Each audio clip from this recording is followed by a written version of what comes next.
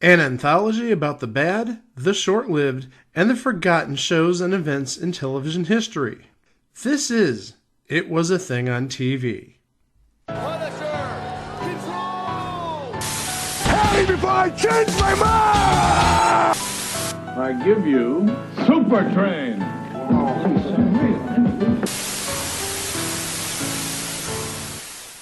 Episode 491, submission number 689. Nick Freno, licensed teacher. Nick Freno, licensed teacher, aired on the WB from August 28th of 1996 to May 3rd of 1998 for 43 episodes.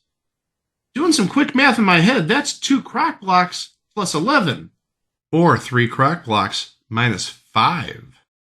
Do we have a show that we've covered from August of 1996? This is the second. You know what the first was? Going back to episode 365. Homeboys in Outer Space premiered on August 27th, 1996.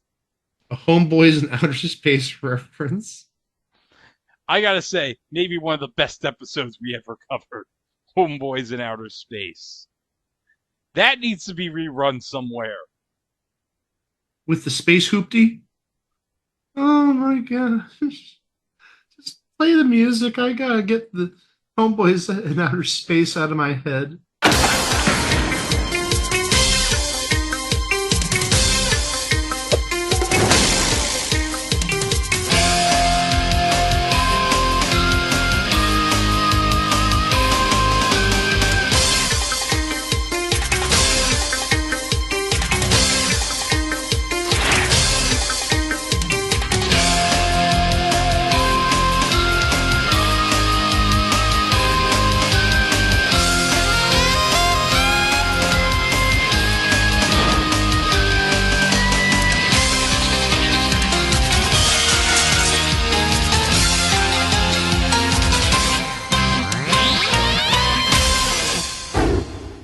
Nick Freno, he's somehow a licensed teacher, and now he's going to be teaching on the WB. Yeah. Gentlemen, it is now late August. Just about everywhere, school has started. We just finished the first full week as we're recording this at my school. And oh my gosh, it's been a great first week. And I know some other schools in the area, they're already 3, even 4 weeks into the school year, and things are running smoothly. And as we do every year in late August, we go back to school. We've done a number of shows in the past. We've done educationally related shows in terms of sitcoms and stuff. And we previously covered the Canadian reality show, Schooled. Yeah, believe it or not, there was a school-related reality show back, almost 20 years ago at this point, 18, 19 years ago. But now we're going to get into scripted television, and we're going to talk about this comedy.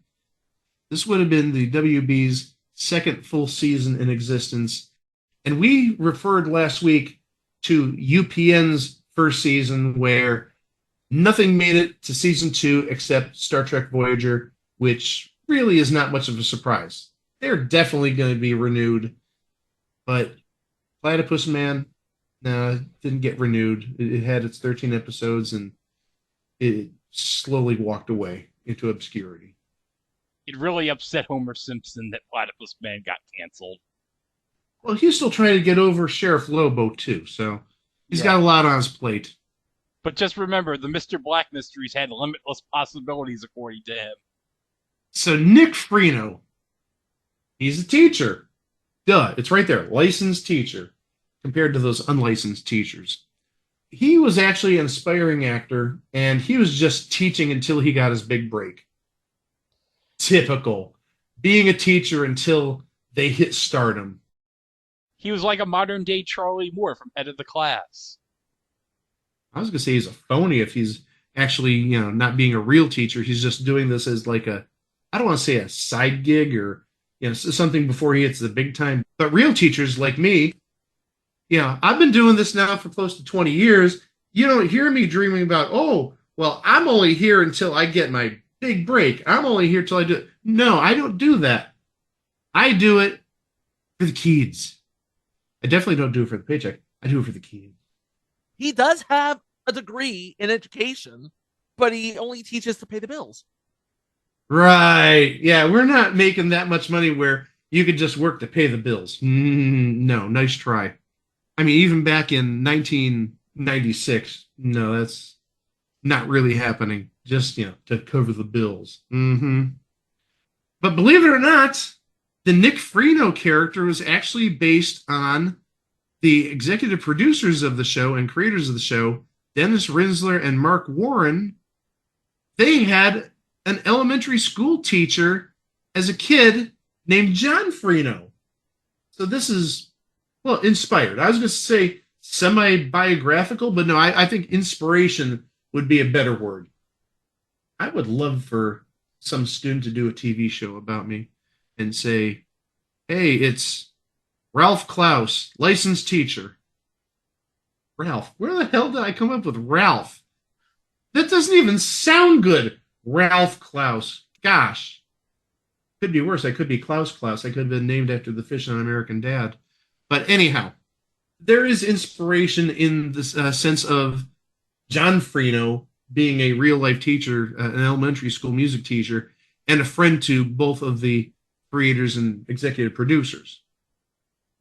So yeah, the main character, Mr. Freno, he's waiting for his big break. So I'm guessing just by that, he may be in Los Angeles. But really, if you take a look at it, he's doing teaching, substitute teaching, at least in the first season, at Gerald R. Ford Middle School. Now, hold on a second. I have a question.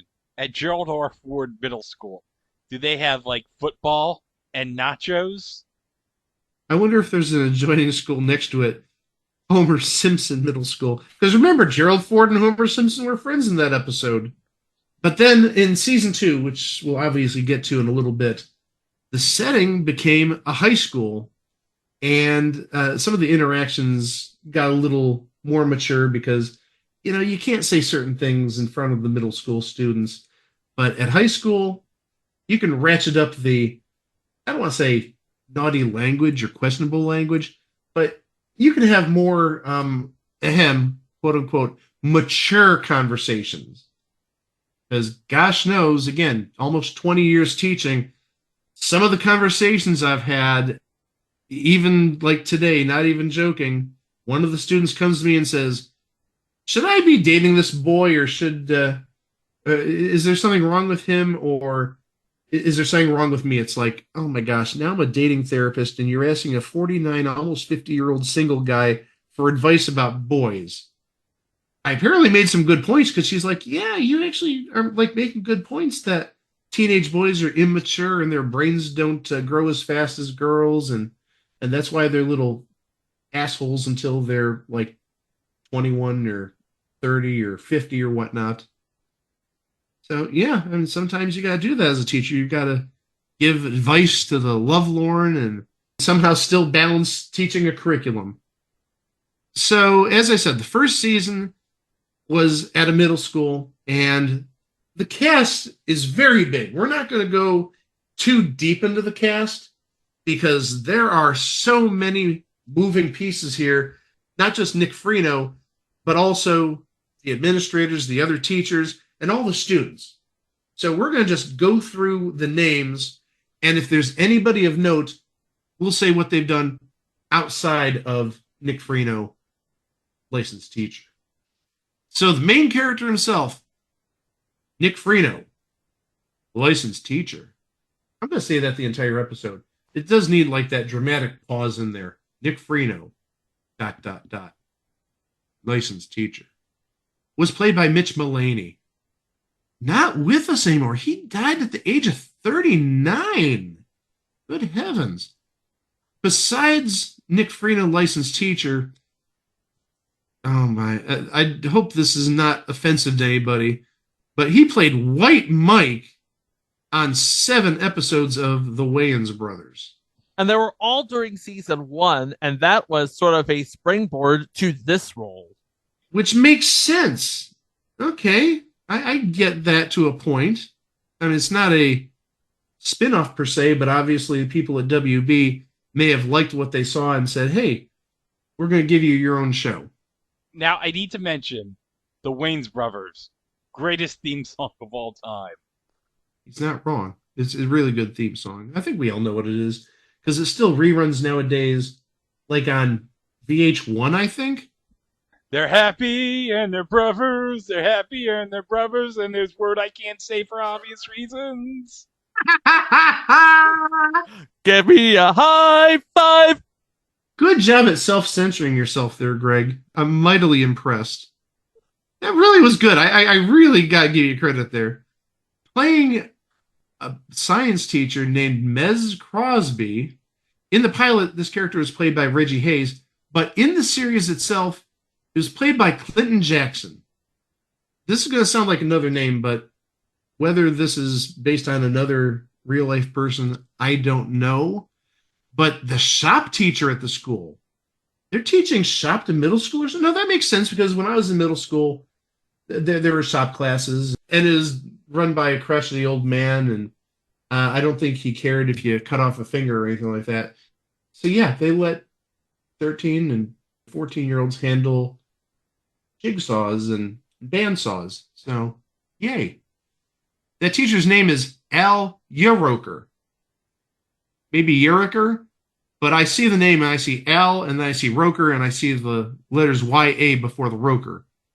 I mean, that was the one thing I noticed when I was going through this. It's like, is this guy like named for Al Roker? I don't think he was, but I just find it a weird name. Al Yeroker.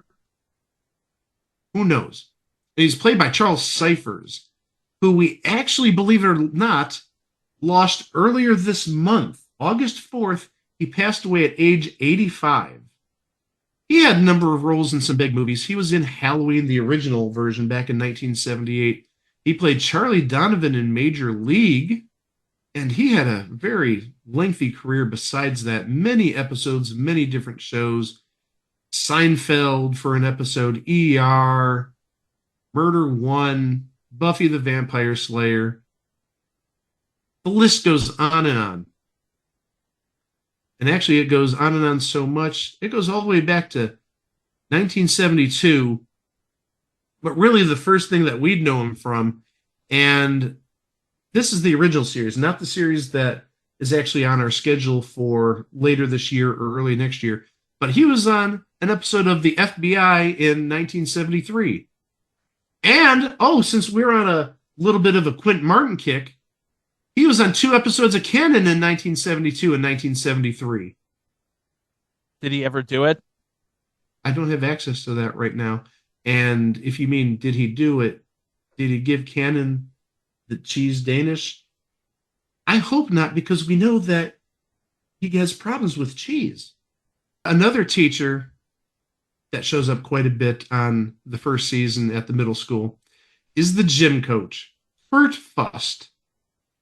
And Kurt Fust is played by a name we've talked about plenty of times, very popular actor, especially in the 80s, Stuart Pankin. Not necessarily in the news for one. I think that's where he has best fame, but he has done so much stuff over the years. Even nowadays, talking about the last 5 to 10 years, he does infomercials for like orthotics for feet. Really? So you get like nice posture and balance, and your back then gets straightened out if you have good balance and good posture. So yeah, he does that. He sells like orthotics and foot care stuff nowadays. And if you remember back in the 80s, he was very heavy set. He is thin today. Very, very thin. So good on him for losing all that weight. A non-teacher that we have in this first season is the school security guard, an old man named Phil Sussman. And he was played by Sid Newman. Only for 4 episodes, though. But apparently he's so important that he gets a mention in Wikipedia. Sid Newman, not with us anymore, passed away in 2001. Probably best known for the Larry Sanders Show, where he played appropriately Sid for 37 episodes. And maybe the biggest name on the cast, at least in season one, was a young social studies teacher by the name of Elena Lewis, played by, believe it or not, this is years before she hit the real big time, Portia de Rossi.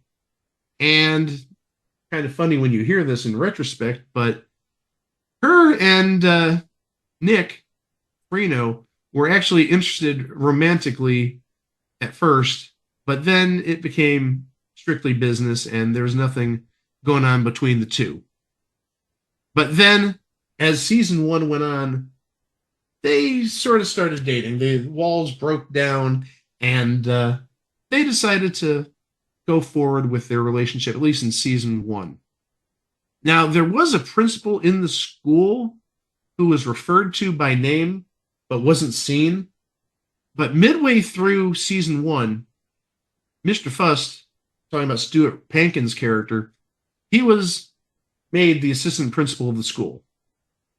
Those are the adults at Gerald Ford Middle School, but there are a number of students, and again, we'll go through them very quickly.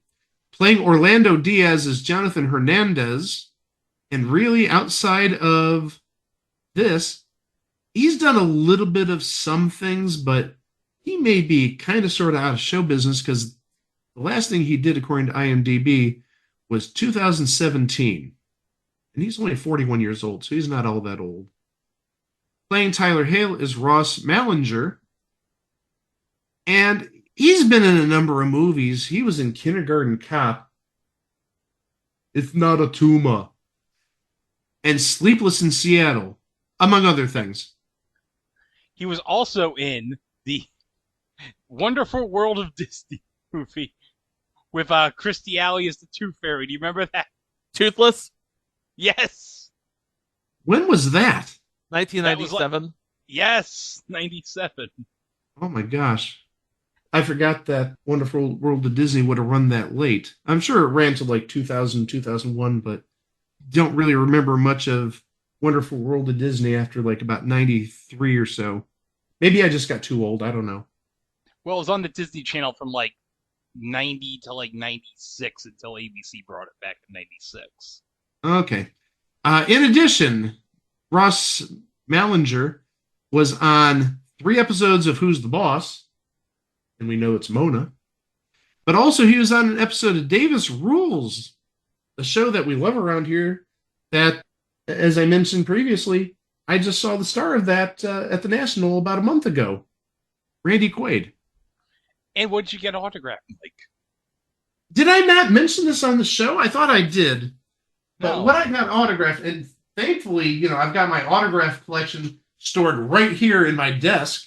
Oh, Because who doesn't store their autograph collection in their desk? But I have right here, and I'm pulling it out as we speak.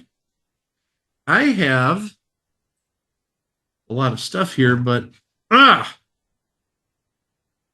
where is it at? Oh, it's right here. I have a photo from the Rocky and Bullwinkle movie of Randy Quaid as Fearless Leader. well, not as Fearless Leader, but it's a picture of Fearless Leader. Well, whoever he was playing. I thought he was Fearless- playing Fearless Leader, but whatever. No. Fearless Leader was played by Robert De Niro in the Adventures of Rocky and Bullwinkle. Okay, I don't watch Rocky the Bullwinkle. I don't watch what? Now I was gonna say Wacky. I don't watch Rocky and Bullwinkle the movie. I watch Rocky and Bullwinkle the OG series because that is legit. This may be a piece of crap, and the only reason I got this picture is because I didn't want to get a Christmas vacation photo because everybody gets a Christmas vacation photo, and I didn't buy a Davis Rules photo on eBay. So I got this when I got his autograph. Hey, Mike, do you know who is in the Rocky and Bullwinkle movie? This is going to be an amazing discovery, Mike. I'm sure I know, but I'll let you say it. Okay. Do you know who plays the president of Wasamata U in the Rocky and Bullwinkle movie? I didn't even know Wasamata U was a thing in the Rocky and Bullwinkle movie. I know it's in the Rocky and Bullwinkle universe, but I did not know it was part of the movie. Okay. Are you ready? This is going to blow your mind. You're going to Okay. love this. Norman Lloyd. What? Yes! Is there anything Norman Lloyd can't do or couldn't do? That is amazing. Now you're like pushing me to eBay to go pick up his card on from the Star Trek series, the autograph card that Rittenhouse did. That is great. All right, as I recover from that, we have a character named Sarah, no last name, but she is played by Cara Delizia. From 40 episodes of Disney Channel original series, So Weird. So Weird? Is that the story about J.D. Vance? That's not even our J.D. Vance joke of the week, but Greg comes through in the clutch doing a little ad-libbing there. I've got a joke, and I told them I've got a joke I'm saving for this episode, but I didn't tell them what the joke is, so it's going to be a surprise to them. Next, we have playing Jared, again, no last name, R.J. Smith. R.J. Smith, he was on 39 episodes of Perception as Max Lewicki. And also, currently, he's on The Rookie. He's been on 18 episodes playing James Murray. Are we going to really mention R.J. Smith without mentioning The Journey of Alan Strange? Oh, yes, The Journey of Alan Strange. A Nickelodeon classic. We do have one more kid to cover in season 1. Playing Davey Marcucci is Kyle Gibson. No, not the pitcher for the Twins, and I think he played with the Cardinals. Not that Kyle Gibson. Another Kyle Gibson. Beyond Nick Freno, licensed teacher, he was on 9 episodes of Get Real. Which had Anne Hathaway in it. Which had Anne Hathaway. Okay, I did not know that. And then he did a couple of episodes of many shows. He did some voices on some Nickelodeon shows. Hey Arnold, Rocket Power. He was on Kenan and Kel for an episode. And he even did some Disney stuff. He was on That's So Raven for an episode. And the Even Stevens movie. Oh my gosh, they had an Even Stevens movie. Well, yeah, that would have been a big thing. So not surprised they tried making a little bit of casharoo on Even Stevens. So those are the people we're going to focus on for season 1. As I said, they go to a high school setting in season 2, and we have basically a whole new cast for season 2. Just giving you all a heads up before we start getting into the episodes. The recaps are very long, at least for season 1. This could take some time. So we're going to go through the episodes of season 1. And we're going to start with the premiere episode, which is called Cheapos. When wealthy Tyler refuses to invite Orlando to his party and mocks Orlando's cheap sneakers, Nick must prevent a fight. He finds out that Orlando is sensitive about being from a poor family. But after promising to buy lunch for Orlando, Nick gets an urgent call for an audition and cancels the lunch. Since Orlando bragged about going to lunch with a teacher, the other kids now insult him for being abandoned. Orlando furiously stalks off. Later, the other kids inform Nick that Orlando barricaded himself in the school's boiler room. When Nick tries to get him out, he discovers that the room is full of electronic supplies and valuables that janitor Lloyd has been stealing for years. Lloyd appears and almost chokes Nick before a security guard takes him away. I'm sorry, I gotta stop right here. This is so friggin' stupid and intricate, I'll give it that. But the janitor stealing electronic supplies, okay. Nick tells the others that Orlando found the stolen materials and was able to run for help thanks to his sneakers. Oh, you mean those sneakers that are cheap? Okay. Orlando becomes the school hero and Nick realizes that teaching is rewarding. And that's episode 1. We only have 42 more of these to go. Oh my gosh. I don't know how I'm going to get through 42 more episodes of this stuff, but I'm going to try my best. Episode 2, Me and Mrs. Hale. After flirting with beautiful Melanie Hale, Nick finds out she is Tyler's divorced mother. Nevertheless, Nick dates Melanie despite Mez's warnings. Soon, problems arise. Tyler expects special treatment from Nick. When Nick scolds Tyler during class like a parent, Tyler is humiliated. Nick realizes that dating a student's mother is risky, and he apologizes to Tyler. Meanwhile, in an effort to achieve his goal of becoming the vice principal of the school, Fust tries to act nicer towards people. So we're seeing a little bit of foreshadowing here.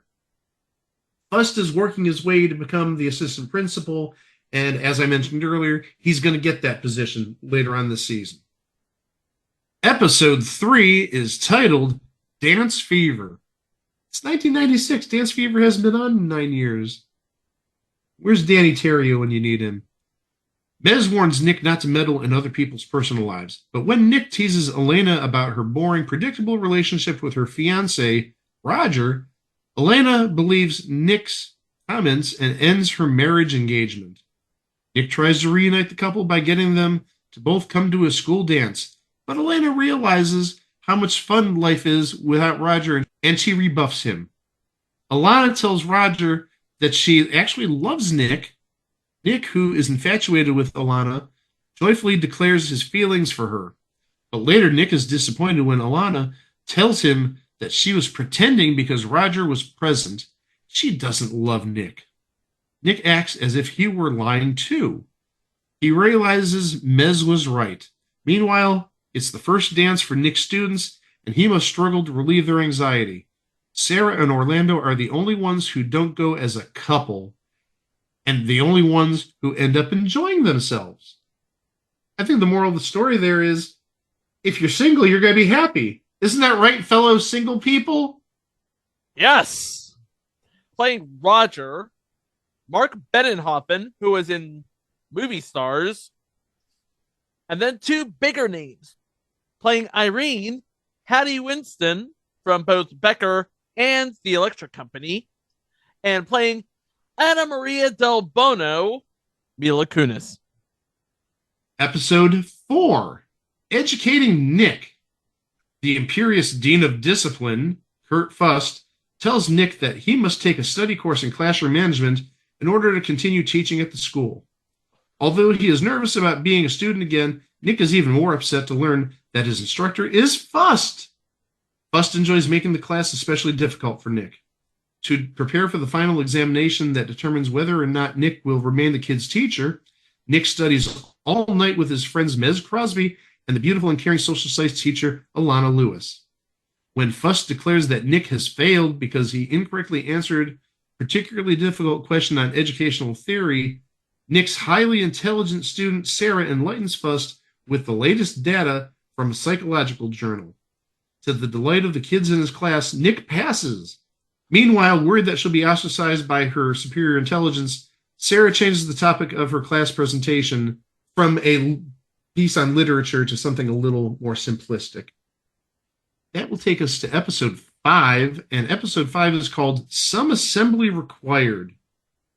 Hey, speaking of some assembly required, you know how a lot of guys, they have subscriptions to magazines like Playboy and Penthouse and stuff like that? Yeah. Well, J.D. Vance, he actually has a subscription to the IKEA catalog because there's some assembly required. There's your J.D. Vance joke of the week. Not what Greg said earlier, which I give him a ton of credit for, but there's your joke. Normal guys, they get Playboy and Penthouse. J.D. Vance, he gets IKEA catalogs. J.D. Vance enjoys furniture. Wink, wink, nudge, nudge. So about this episode. To promote unity among his class, Nick has the students prepare a presentation for the school on dental hygiene. However, when Orlando is awarded a lead role, Tyler vows to ruin the production. Rehearsals go so poorly that Fuss threatens to dissolve Nick's class at the end of the semester. This motivates the kids to use teamwork and put together a great presentation. Meanwhile, when Nick cannot attend a sports event with Mez, Nick gives his ticket to crafts teacher Yeriker, and Mez is miserable when Yeriker tries to be his new best friend. And playing Mrs. Fleckner in this episode, we've talked about this name in the past, Mindy Sterling, who you would best know as Frau Farbissina, or Farbissina, in Austin Powers in all three of the movies. But she's still around doing a lot of stuff nowadays. She was on 43 episodes of The Goldbergs. She does voices on The Great North. IMDb says she's done 13 episodes as of now. She's a person you definitely recognize, especially if you're a fan of the Austin Powers movies. And just as an aside, Greg, I think the local station is airing final season episodes of The Goldbergs. Good heavens, the CGI with Jeff Garlin. Oh, it's crap.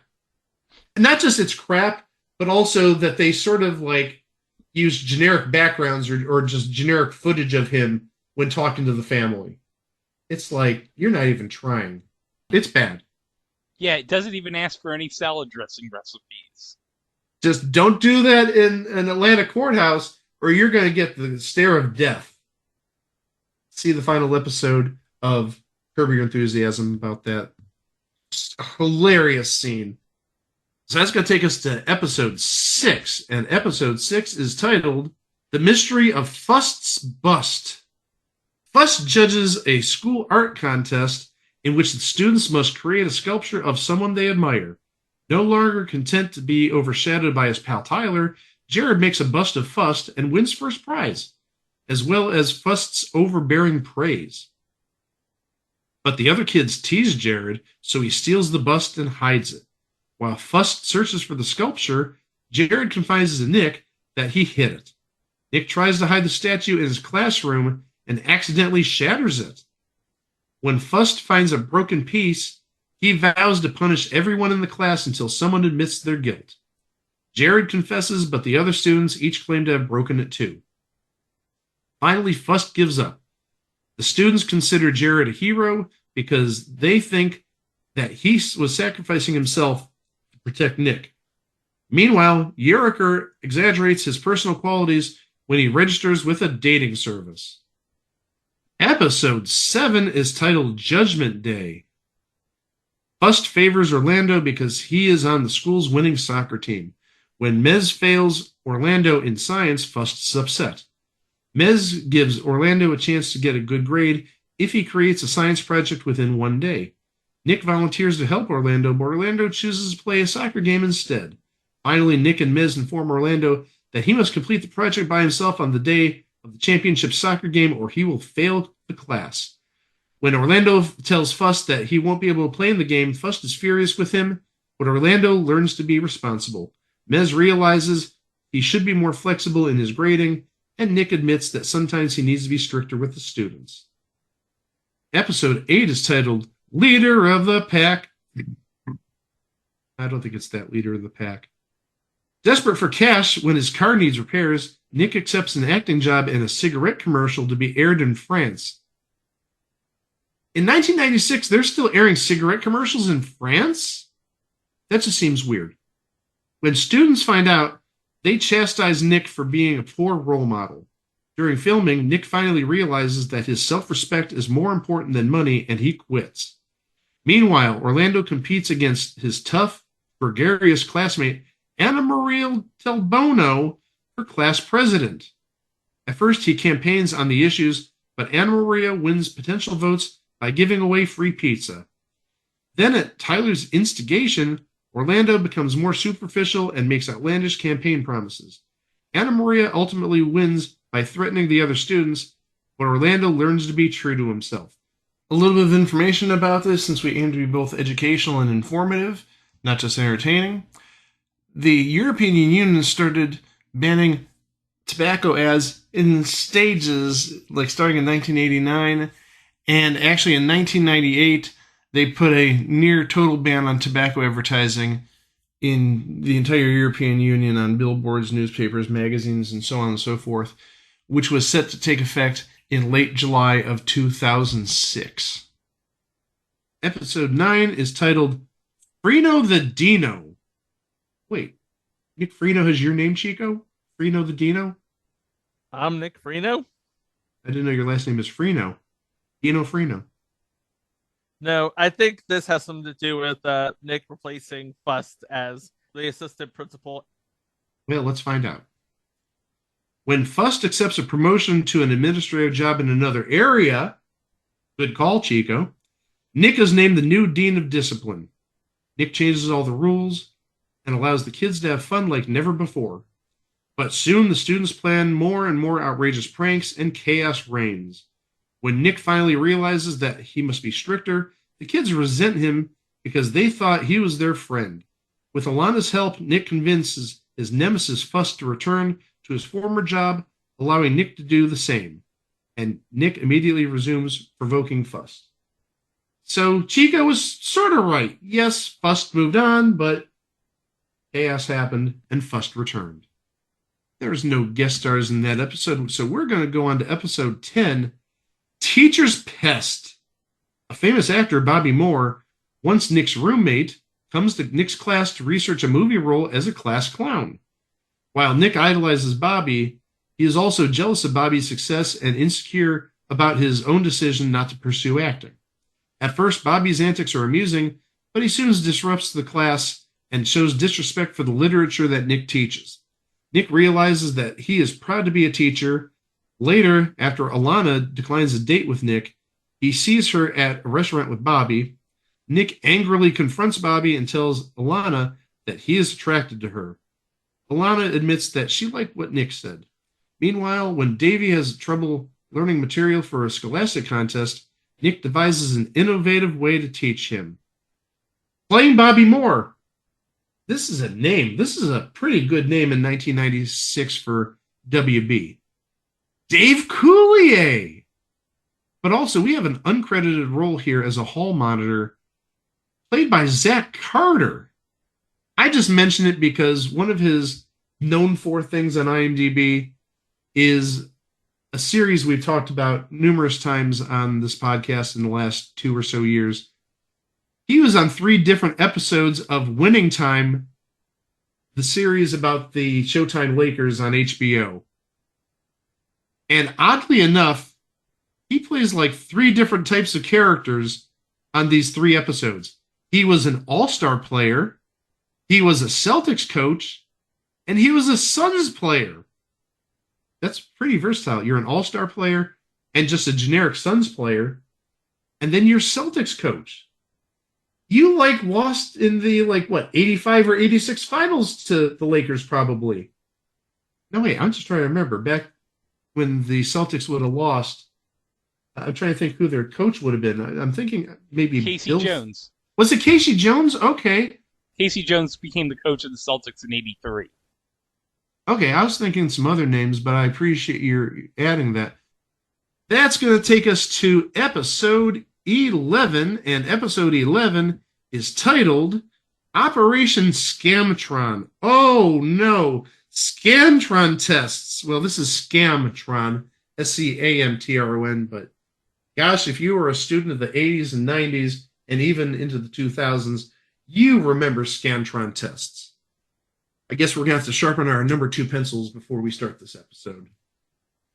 It's time for the annual reading aptitude tests, which measure not only the progress of the students, but the effectiveness of their teachers. Since they want to make Nick look good, the students in this class all agree to cheat by looking at the highly intelligent Sarah's perfect test answers. After Fust locks up the completed examinations, Nick finds out that his class cheated. Admonishing them that cheating is never good no matter what the motivation, he makes them retake the test. Late at night, Nick and Alana break into the school and replace the fraudulent completed tests with the honest ones. Later, the slightly above average test results indicate that Nick is a positive influence on the students. During their undercover adventure, Nick and Alana share their first kiss after a long period of denial and confusion about their mutual attraction. Woo! I can't really believe they did a Scantron episode, but hey, that was big in education again in the 80s, 90s, and early 2000s. Episode 12 is Hot for Teacher. Now hold on a second. Is David Lee Roth going to guest star? I was actually anticipating a reference to Van Halen, so you did the assignment well, Greg. Despite sharing their first kiss, Nick and Alana decide not to date since they work so closely together. Then an attractive student teacher, Heather Kellogg, is assigned to Alana's class, and Nick asks Heather on a date. This is starting to sound like Platypus Man, where he wants to get in everybody's pants. I'm sorry. Maybe that's what this is. Maybe this is the WB's answer to Platypus Man. Hey, we have a oversexed teacher who wants to bang every hot teacher in the building. When Alana gives Heather a poor review, Nick assumes that it was because Alana is petty and jealous, and they argue. But when Heather is reassigned to Nick's class, he finds out that she is incompetent and deserves the bad recommendation. He apologizes to Alana. Meanwhile, during a class assignment they work on together, Tyler and Sarah become attracted. They kiss in private.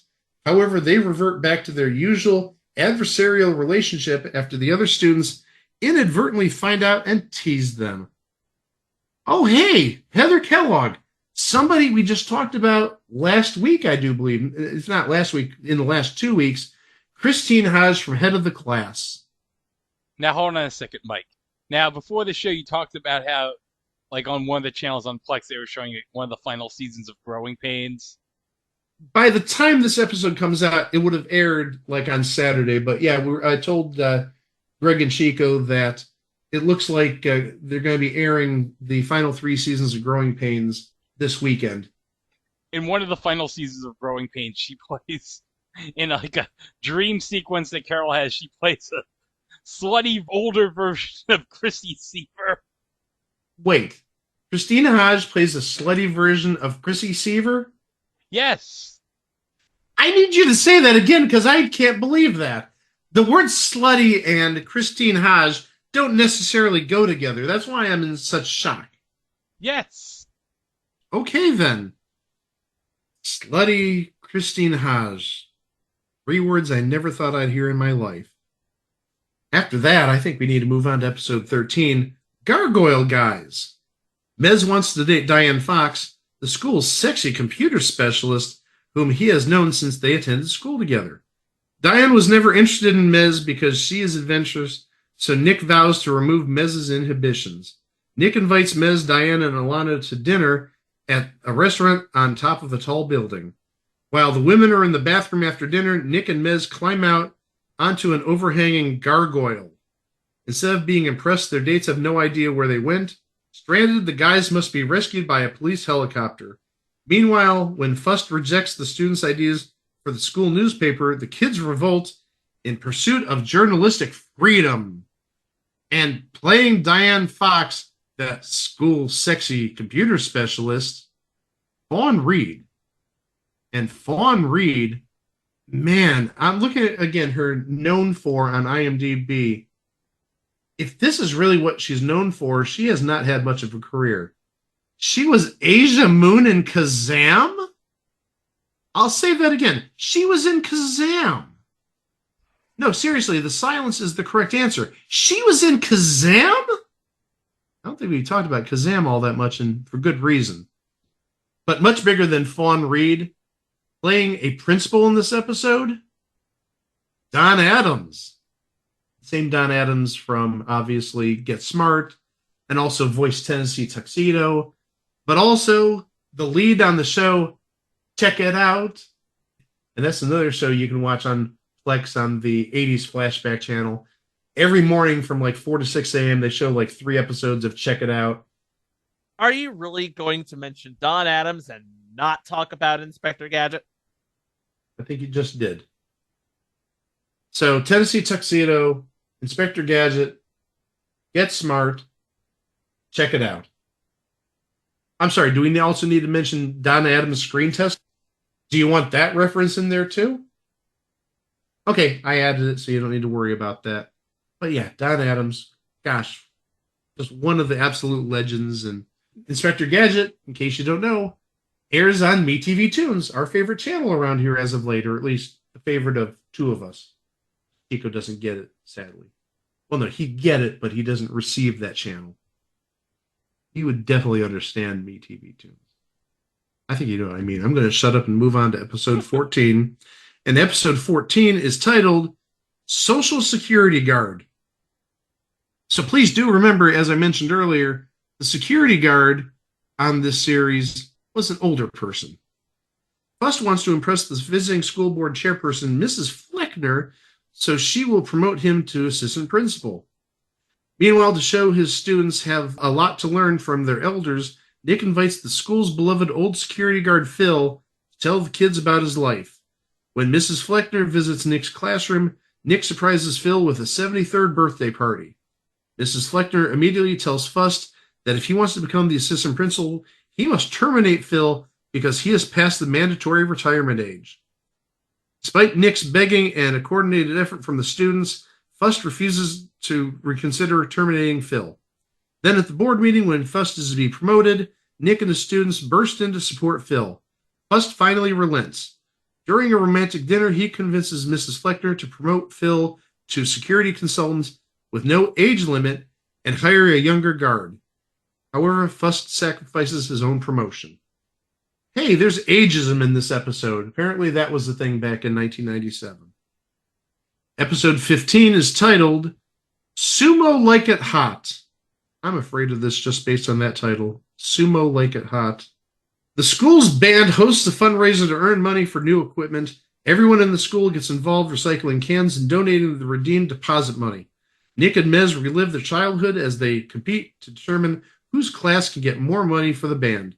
Finally, when both classes end up with the same amount, Nick and Mez decide to settle their rivalry in an unusual form, a sumo wrestling ring. The match results in a tie. Meanwhile, Sarah wants to look like the other girls in her class, so she consults the popular Anna Maria for makeup help with surprising results.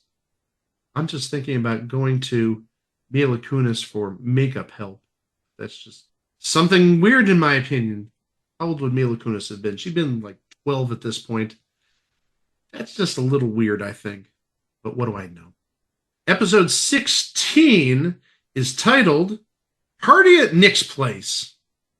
Tyler's wealthy divorced father wants to enroll him in a more prestigious school, but Tyler confides in Nick that he would rather stay where he is. When Tyler confronts his parents based on Nick's advice, they argue. Tyler moves into Nick's apartment uninvited. He also asks his young friends to come over for a party. However, at the same time, Nick's apartment unexpectedly becomes the site of a wild bachelor party for Yeriker, who plans to marry a woman he impregnated while fighting in the Korean War. What? During the chaos caused by both parties, Tyler's father arrives and is outraged. Later, however, he realizes that Nick is actually a good role model. He allows Tyler to stay at the school. Meanwhile, Yeriker's fiancée decides that she would rather live in Korea with her teenage son than marry Yeriker. Hold on. Gotta do a little bit of math here.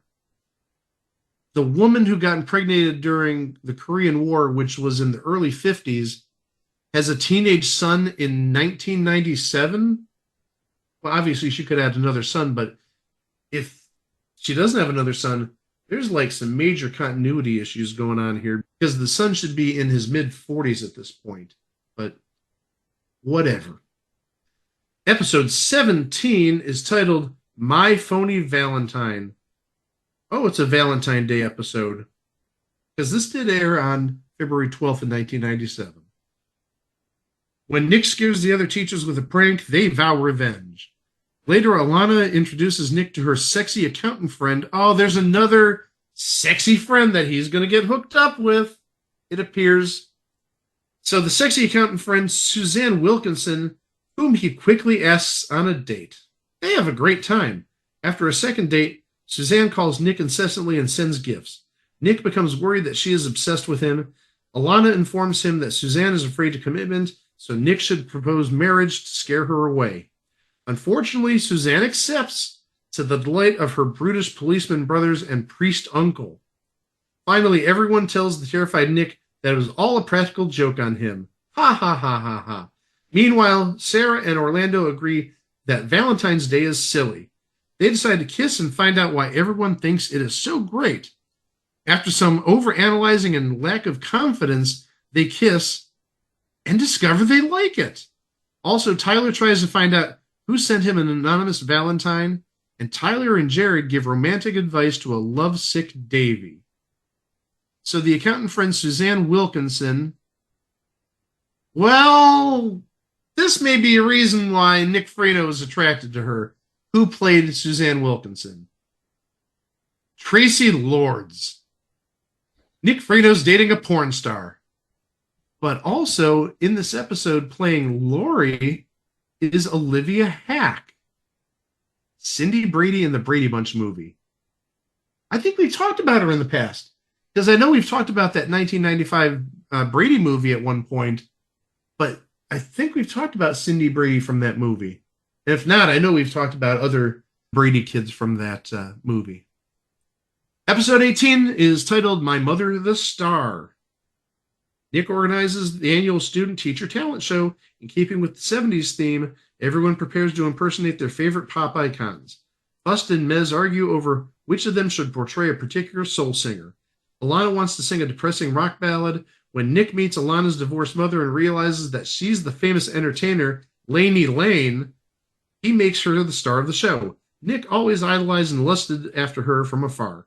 Laney offers to sing an upbeat rendition of the same ballad that Alana practiced, not knowing her daughter planned to sing that song. Later realizing that this upset Alana, Nick tries to tell Laney, but Laney kisses him before he can explain, and Alana accidentally witnesses it. Nick apologizes to Alana. He also helps her communicate better with Laney. The show is a success. Episode 19 is called Pain in the Schneck. Nick doesn't know the magnitude of his task when he tries to reform the worst student in the school, Harrison Schneck, whom Fust wants to expel. Nick takes the troublemaker into his classroom, and the situation becomes nightmarish. Out of desperation, Nick asks Yuriker for some unorthodox help. Ultimately, Nick allows the misunderstood Harrison to discover his natural aptitude for fixing things. Meanwhile, the other students jealously taunt Orlando and Sarah for dating. The new couple fights back. That's going to take us to episode 20. Only a few more episodes in season 1. I know this is a little lengthy. I apologize. Episode 20 is called Nick on Wheels. Nick must finally get rid of his dilapidated old car. When he visits a sly car dealer, Nick becomes enamored with an expensive sports car and buys it. He dotes on it so obsessively that the other teachers worry about his sanity. Meanwhile, Jared feels sorry for a stray dog, and since his parents forbid pets, he hides it in Nick's classroom to Fust's dismay. Unfortunately, the dog escapes. While searching for it with Jared, Nick leaves his car unattended. Later, he finds the dog, but also finds his beloved car vandalized. Nick is upset, but he realizes that a living animal is more important than an inanimate automobile. Jared helps the dog find a new home, and Nick continues to drive his new car, which now, stripped of his fancy accoutrements, looks a lot like his old car did. Playing the cowboy car salesman, who presumably sells Nick this new set of wheels, is Ralph Lewis Harris. Only reason I mention him is he played an MC in the movie Dreamgirls. But he's done a little bit of writing, and he's been on some other shows. He was on Our Own back in 94, 95 for 20 episodes. And that's really his only big credit in his career. So that's going to take us to episode 21, and episode 21 is part of a two-parter. Jamapalooza Part 1. Nick refuses to administer a required career aptitude test to his class because he believes the examination is unfair. Fust suspends Nick from teaching and makes the kids take the test anyway. Orlando is distressed when his results indicate that he is unsuitable for his desired career as an artist. Nick abandons his fight to be reinstated when he unexpectedly reunites with his former high school girlfriend, Lindsay Merritt, who invites him to a rock music festival.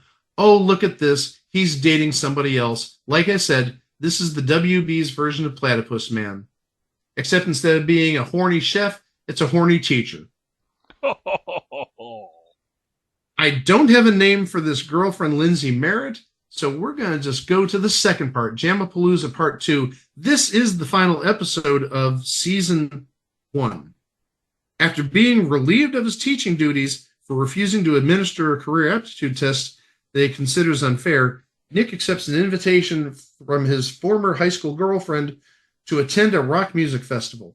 Meanwhile, Fust denies Orlando admission to an art enrichment program because the test results show that Orlando has no potential to be an artist.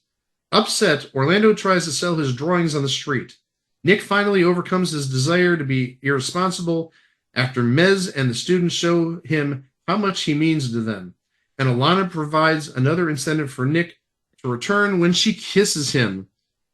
Nick confronts the school board, insists that Orlando be allowed to roam the art course, and gets his job back. So yay, there's a happy ending to Season 1.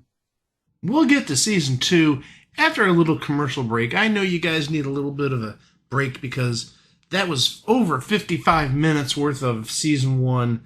Season 2 is going to go by a lot quicker. Here's some ads. I've been to the edge and I'll tell you what. You better get down to Pizza Hut. Andrew McCarthy just met the girl of his dreams. There's only one problem. You're the only one who can see me like this. Mannequin. Tuesday at 8 on the WB11. Unhappily, Tiffany needs how much to go to college? $28,000. That is gonna be one heck of a summer job. Now Dad's swimming with the loan sharks. Don't you know? They'll kill you. This ain't exactly living. Unhappily. Then on the Wayans, the guys get robbed. Oh, something ain't right. Everyone's a suspect. Was it the father, the friend, the freak, the fraud? A special Sunday Wayans. But first, on Buffy. Vampire in love with a slayer. It's rather poetic. She thought she'd never find love. Angel pushes your buttons. Then he came along. A special Sunday Buffy. Next. Good. Okay, what color is the grass? Green. Good. What color is my sweater? Blue. What color are my teeth? Beige. Off-white. Mother of pearl. No matter how great your smile is, don't you wish it could be whiter? Now it can. Introducing new Colgate Whitening Toothpaste. It has baking soda and peroxide and an extra ingredient for healthy teeth that are whiter. Let's try this again. For whiter teeth, new Colgate Whitening. Hi, I'm Carol Leifer. And I'm Amy Yazbek. And I think you really need to watch our new show, All Right Already. Amy, I think the word need is a little excessive. Well, I'm just, trying to get the point across, Carol. You did, but you're making us look like we're desperate. Well, we are, aren't we? Yeah, but they don't need to know that. Well, I guess it's a little too late now. You're right. We might as well go for it. Please watch the show, please. This fall on the WB, it's All Right Already. It's an up thing. Does it every time. Yeah, it's an up thing. It's clear and it's wonderful. And it's lemon and lime. It's an up thing.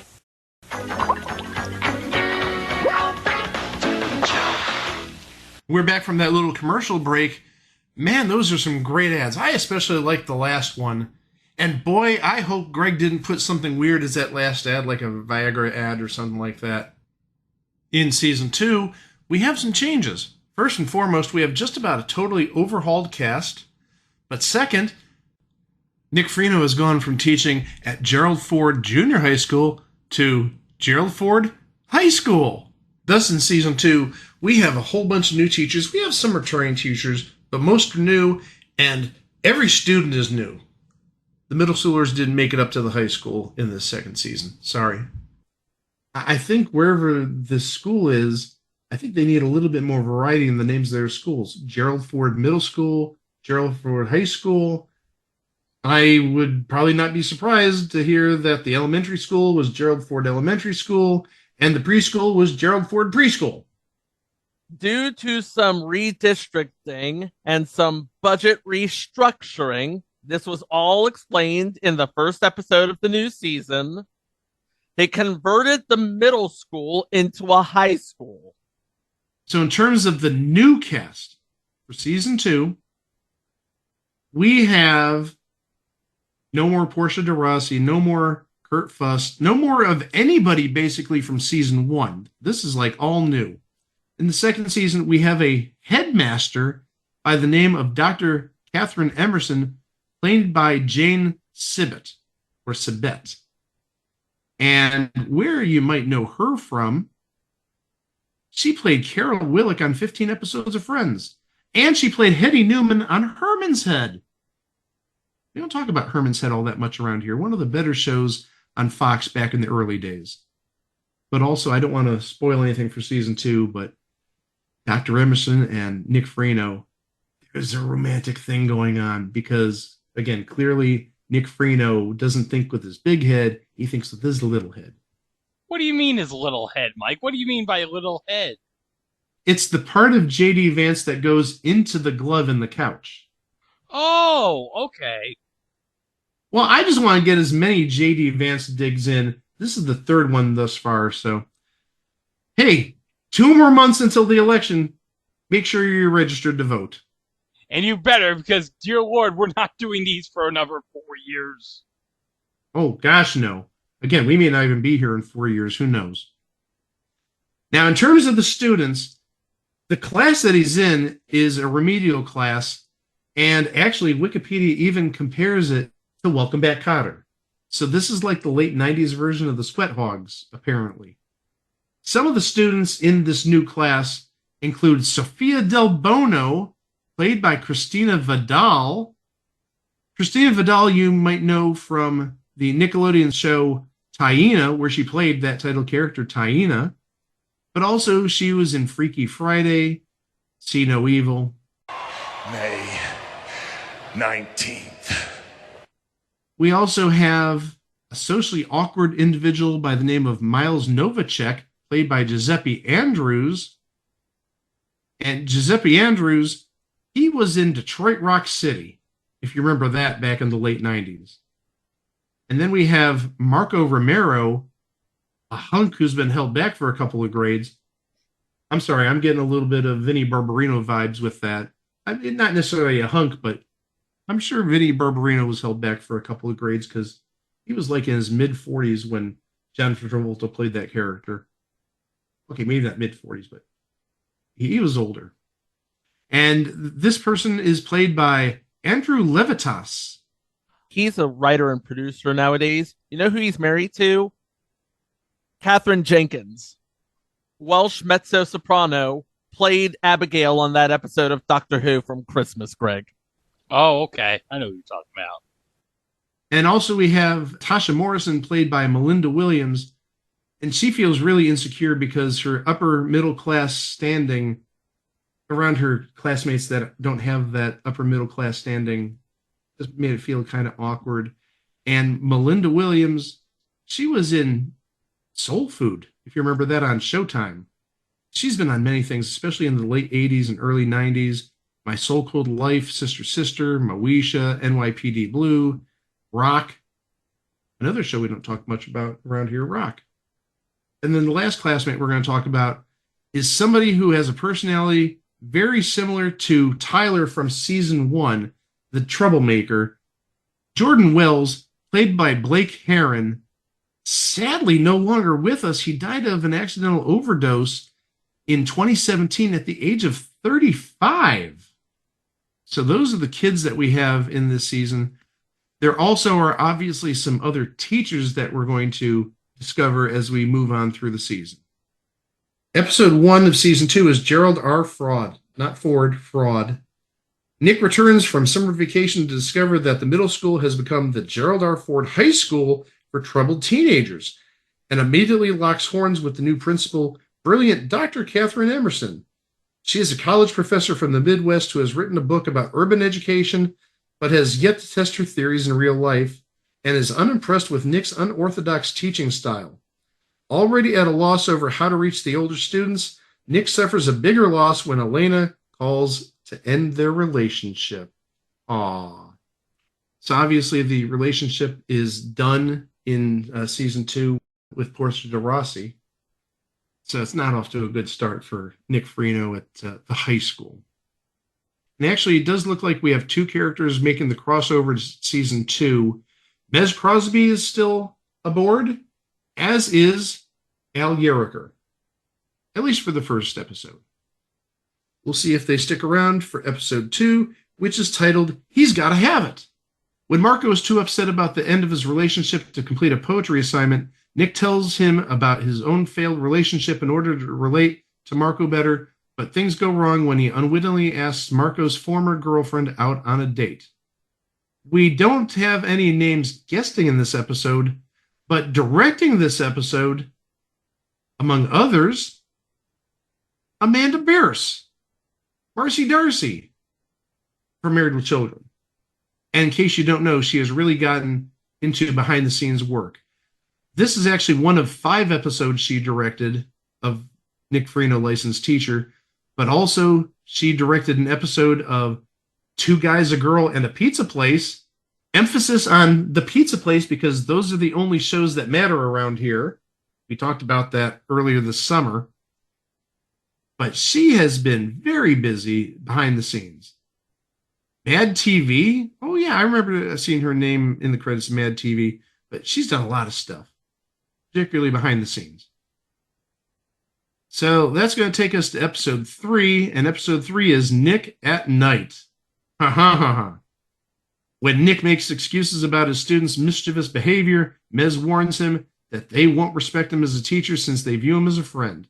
Nick finds out that what Mez said is true after discovering Sophia at a nightclub and makes her leave, so the students get their revenge on Nick by misbehaving during Dr. Emerson's evaluation of him. I hate when students do that.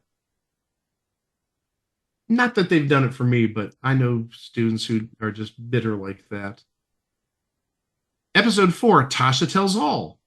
After Dr. Emerson adds a newsletter to the curriculum, Nick asks his students to write articles that are important to them, and Tasha surprises everyone with her story about living in a housing project, but after Nick discovers she made up the story to impress her classmates, he tries to help her out. Meanwhile, after Jordan writes about his relationship with Sophia, Marco demands that he proves it by bringing Sophia's bra to school. Miles wears a nicotine patch to experience what it's like to quit smoking cigarettes. Yeah, this is a late 90s episode. Nicotine patches. Those were pretty new at this point. And I should add, Tasha Morrison is one of the new students as well this second season, played by Melinda Williams. I mentioned Soul Food earlier. She was on 74 episodes of Soul Food. And also High School High, if you remember that. Oh, High School High. Actually, a very funny movie in retrospect. Not necessarily the high point in John Lovis's career, but I'm sure the check's cleared. I don't think we've ever had a High School High reference on this show. No. Now we have.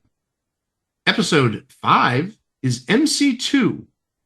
I don't think that's squared. I think it's supposed to be MC2. Nick auditions to be the host of a local educational television show, but is surprised when the producer chooses Mez over him. Meanwhile, Jordan plans to make a school calendar featuring his female classmates in skimpy outfits. Ugh. I'm sorry. That's just something I don't want to hear about high school students. Female classmates in skimpy outfits, because 15 will get you 20. We all know that. Episode 6 in season 2 is Sophia Del Bono, licensed cosmetologist. Oh, yeah, we're talking about Sophia with her makeup earlier in the middle school, so looks like she may be returning in some capacity here. After Sophia loses her part-time job at a fast food restaurant, Nick helps her get a new job working at a cosmetics counter, but she loves the job so much, she decides to quit school to work instead. When you talked about Sophia Del Buono, it was Anna Maria Del Buono in the middle school, so I'm guessing the two are related somehow. You're absolutely right about that. I saw the name Del Bono and made the connection there. But playing Sophia Del Bono is a young lady by the name of Christina Vidal. Looks nothing like Mila Kunis, so figure that one out. Really nothing big on her resume, to be honest. So that's going to take us to episode 7, which is titled Dr. Love. Oh no, Nick, you didn't get a doctorate, and oh, never mind. Let's just find out. After Dr. Emerson asks Nick to teach a seminar on human sexuality, Nick faces trouble when Tasha's parents think that he told their daughter it's okay to have sex with her boyfriend. Meanwhile, Marco defends Miles from a bully, but later when Miles purposely seeks out another confrontation with the bully, Marco refuses to help Miles out, teaching him not to take advantage of a favor. Another name is a director in this episode, not Amanda Bierce, but Scott Baio. I didn't know Scott Baio did that much behind the scenes. Episode 8 is Blast from the Past. Nick's former geometry teacher, Mr. Farb, is hired to teach at Gerald R. Ford High School. Meanwhile, Sophia convinces Marco to build a birdhouse for Yerriker's class, but Tasha believes that girls are just as capable at carpentry as boys are. So Mr. Farb, I'm going to assume is this person. He's credited on IMDb as Nick's old teacher, so I'm going to make the connection that this is Mr. Farb. Greg, get ready. I want to hear what you're going to do for this guy. Mr. Farb is played by Alex Rocco. Oh, terrific. And you know what that means. You never make it, Joe. Why don't you just give up right now? I was hoping you're going to say you're never going to make it, Nick, but that works too. I think at this point, Alex Rocco is eligible for the Hall of Fame, and I really don't know how he doesn't get in. We are going to make him a headliner next year. I think we have to. You're absolutely right about that. Episode 9 is on the rocks. When Jordan starts arriving to school late and fails to do his homework and ignores his friends and drinks alcohol at school, Nick discovers that the reason for Jordan's behavior is because his parents are divorcing. Meanwhile, Dr. Emerson announces a carnival at the school in order to help with the school's budget crisis. Episode 10 is titled Sophia's Choice. Sophia ignores her friend's study group to join a violent gang instead, but she has to decide who her real friends are after the gang's initiation requires her to assault Tasha. Meanwhile, Nick becomes infatuated with the attractive school nurse. Again, thinking with the wrong body part there, Nick. Come on. Episode 11 is titled The Waiting Game. Weighting. Waiting Game. When Jordan becomes the star of the school wrestling team when he qualifies for a lower weight class, but he has to literally starve himself before each contest. Meanwhile, Dr. Emerson must act as a referee between Sophia and Tasha, who insult each other by using the school newspaper as their forum. And in this episode, I'm going to guess this is an announcer for the wrestling match. He's just called an announcer. But play that announcer, Chris Parnell from Saturday Night Live. I hope it was as great as when he did the voiceover for that Taco Town commercial in that one episode of SNL. Do you remember that, Taco Town? I do.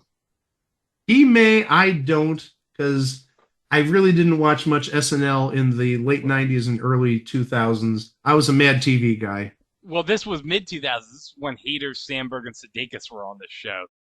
Even then, mid-2000s, I was still a Mad TV guy, even though Mad TV was really on the decline around 2007, 2008, the last 2 seasons or so. Also, in addition to Chris Parnell, we do have Scott Baio directing that episode. And that's going to take us to episode 12, which is called The Full Marco. Marco has romantic feelings for Tasha, but Tasha doesn't feel the same way about him. Meanwhile, Catherine goes to a sports bar with Nick and Mez. That's going to take us to episode 13, Against All Odds. Sophia's new rich boyfriend turns out to be a snob. Nick buys himself an expensive cashmere jacket. Episode 14 is titled Out of Her Class. Although Sophia's wealthy new boyfriend, Michael, seems to be the perfect guy, he always takes her to places where he knows she won't meet his friends. Fearing that he is ashamed of her background, Sophia convinces Michael to bring her to a party hosted by his friends. For emotional support, Sophia brings Marco, Miles, Jordan, and Tasha. When Michael condescends to Sophia's friends, she realizes she no longer wants to date him. Meanwhile, Nick becomes so mesmerized by the cashmere jacket that Mez agrees to charge it to his credit card if Nick promises to return it within 3 days, not realizing that the jacket has a magic quality that no one, not even Yerriker, can resist. Episode 15 is called Baby Blues. Sophia adores the baby of her friend Annie until Sophia must babysit during a study session at Sophia's home. When Annie doesn't return until the next morning, Sophia confronts the reality of parental responsibility. Meanwhile, Mez finds out that grouchy Yerriker has a weakness for cute babies. Nick's love life couldn't get worse, but his first date with a woman is also his last with her. Emerson advises him, suggesting that Nick may be afraid of commitment. Boy, you think so after dating like 7 or 8 women in this series? Just saying. In this episode, I'm presuming this is the girl that Nick is dating. Thea is played by Anna Tremko. We talked about her previously because she was in Saved by the Bell the college years. She played Leslie Burke. And if we had time, I'd talk about me meeting Bob Golick. But we don't have time. We've already run kind of long, so we're going to go to episode 16, which is titled Burned Out. All Nick's worldly possessions are destroyed when his apartment building burns down. Forced to move in with Ms., a nearly penniless Nick contemplates his past and future. He worries that his life has no meaning and writes a play that he hopes will impress people. At first, everyone avoids admitting to Nick how terrible his play is. Mez belatedly tells him the truth after Nick spends his meager savings to rent a theater for the play. Meanwhile, Sophia's talented sisters, Gina and Maria, prepare to leave New York and move to Los Angeles to pursue singing careers. Sophia, who sings with them, resents being left at home because she is too young. But Sophia's own vocal ability is indispensable when the school hosts a successful benefit for the destitute Nick at the theater he rented. That's going to take us to episode 17, which is titled Foul Play. When Nick meets Samantha, the sexy maintenance supervisor of his new apartment house. Oh, good. Here's another person that he's going to date. I can tell that just in the first, half sentence of this recap. When Nick meets Samantha, the sexy maintenance supervisor of his new apartment house, he purposely breaks things so he can see her when she comes to fix them. However, his attempts to start a romance may cause trouble when he realizes that he is overburdening Samantha with his requests. Meanwhile, Tasha dates Johnny, the star of the basketball team. Despite Johnny's persistent demands that she have sex with him, Tasha refuses. You go, girl. Rather than admit that Tasha ended the relationship, Johnny starts a rumor about Tasha because they're bitter little high schoolers. Late entry into the cast starting this episode, playing the role of Samantha, we have Donna D'Errico in an obvious ploy to get the ratings up. Didn't they do something very similar with Baywatch? Because she would have started on Baywatch maybe about this time. I'm not saying there's a correlation there that she's brought on to bring series ratings up, but just saying. Episode 18 is called Driving Mr. Jordan. Now that Nick is dating his maintenance supervisor Samantha, who is also an artist, he jealously chases away a male model that Samantha intended to paint. She convinces Nick to pose nude for her instead. Nick is thrilled that the artwork is one of Samantha's best, but is mortified to learn that it will be displayed at an art show that his students will attend. Meanwhile, Marco and Jordan team up to buy a car with some help from Jordan's father.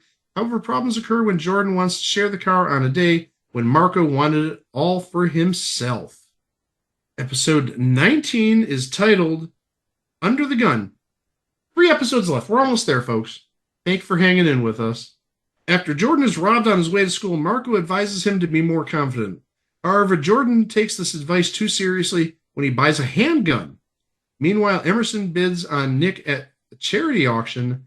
He must do whatever she wishes, and that means designing a school bulletin board. Luckily, Yeriker helps Nick.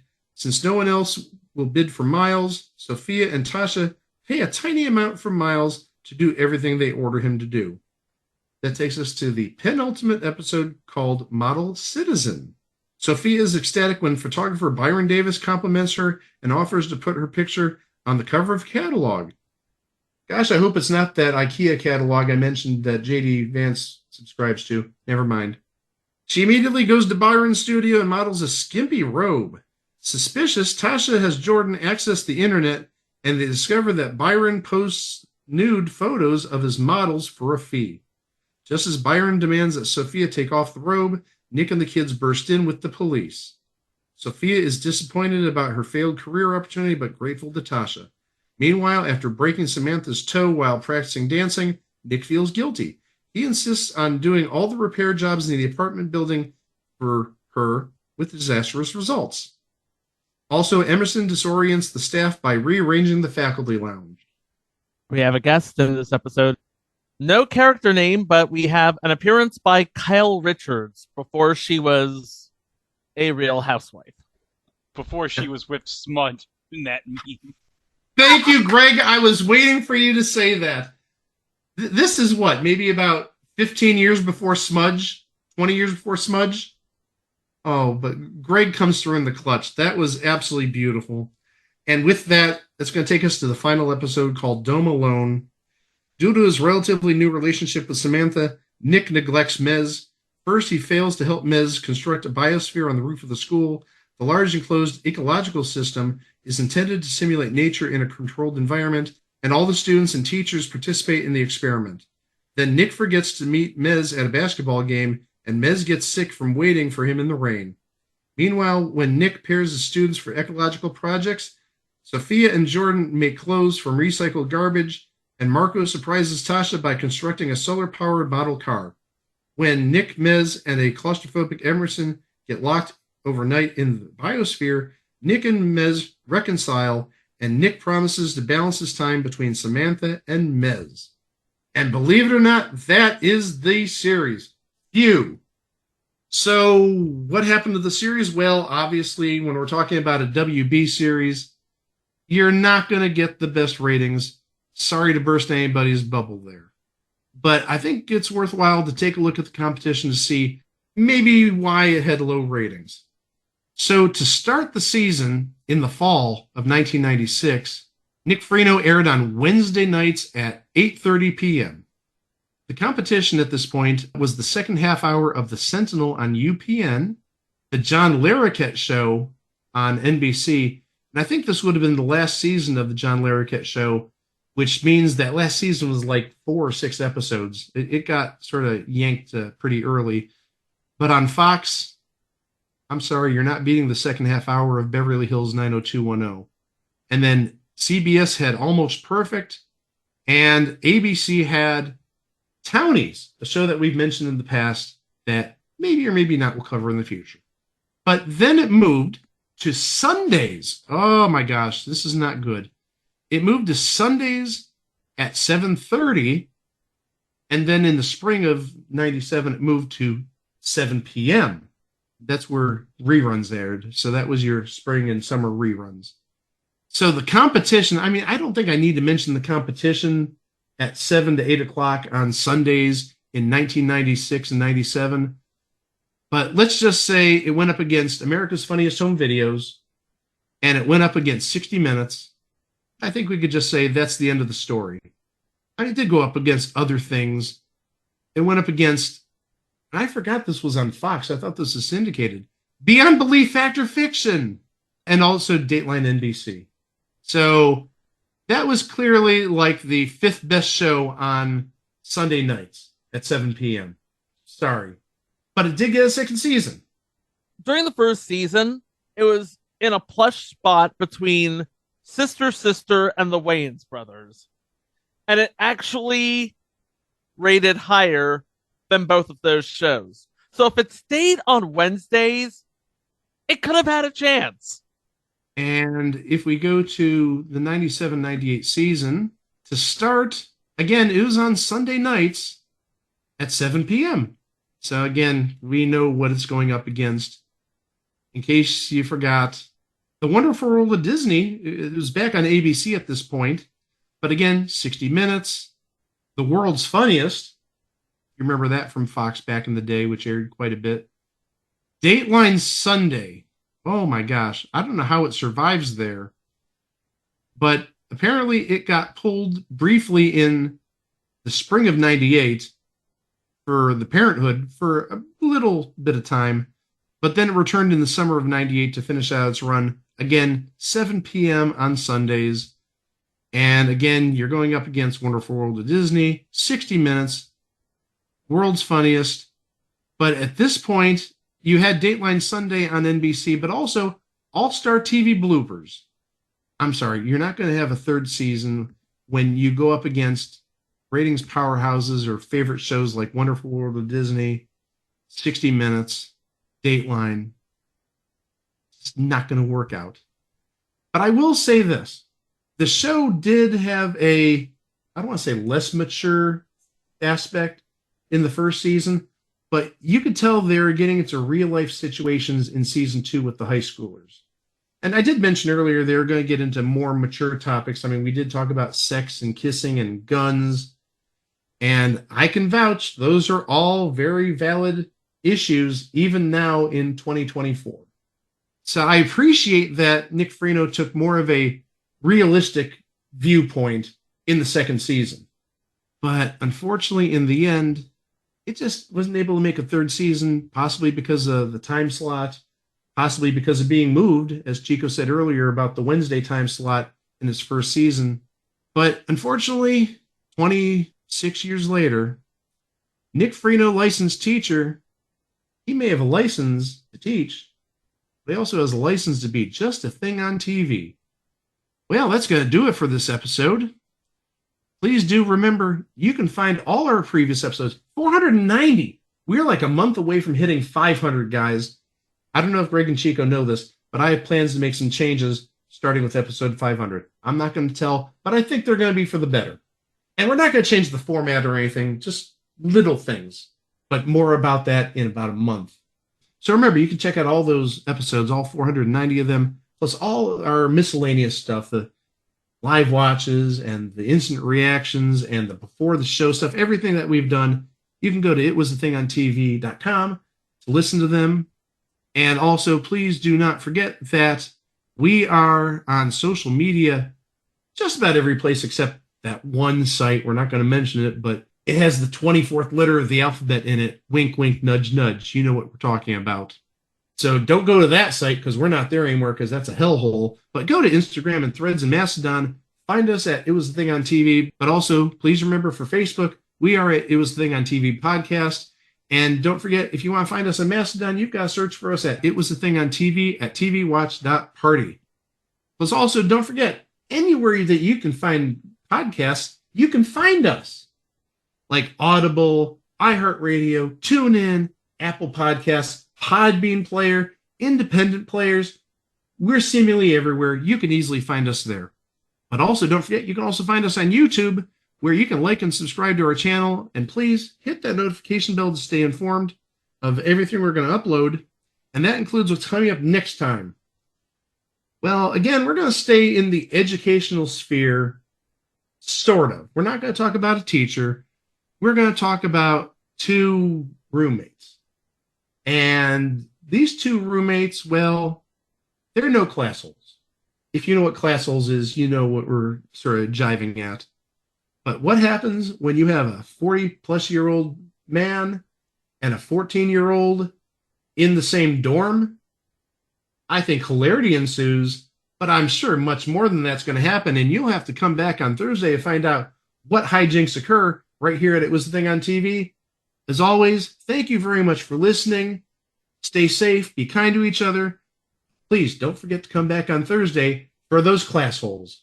Row! You know what I love about tacos? What's that? Everything.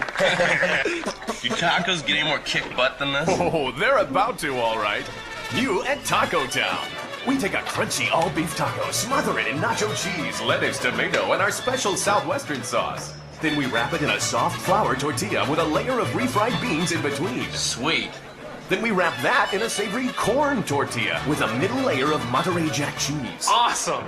And it gets even awesomer when we take a deep-fried gordita shell, smear on a layer of our special guacamolito sauce, and wrap that around the outside. This is pretty big. It gets bigger because we bake it in a corn husk filled with pico de gallo, then wrap that in an authentic Parisian crepe filled with egg, Gruyere, merguez sausage, and portobello mushrooms. Can I eat it now?